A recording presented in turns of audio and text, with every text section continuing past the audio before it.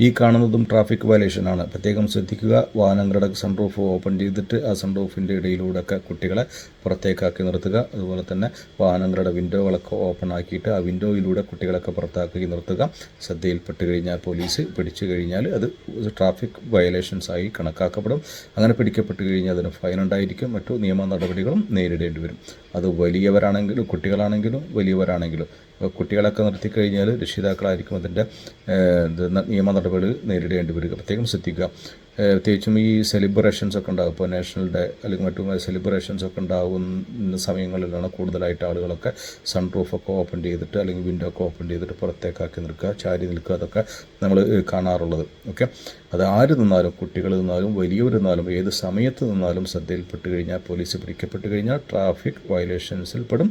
Fine ഉണ്ടായിരിക്കും. മറ്റു നിയമ നടപടികൾ നേരിടേണ്ടി വരികയും ചെയ്യും. ഓക്കെ, എല്ലാ യാത്രക്കാരുടെയും സേഫ്റ്റി ഉറപ്പാക്കുന്നതിൻ്റെ ഭാഗമായും അപകടങ്ങൾ ഒഴിവാക്കുന്നതിൻ്റെ ഭാഗമായും കൂടിയാണ് ഖത്തർ ട്രാഫിക് ലോ ആർട്ടിക്കിൾ 83 പ്രകാരം ഇത്തരം കാര്യങ്ങൾ ട്രാഫിക് വയലേഷൻസിൽ ഉൾപ്പെടുത്തിയിട്ടുള്ളത്. അതുകൊണ്ട് പ്രത്യേകം ശ്രദ്ധിക്കുക.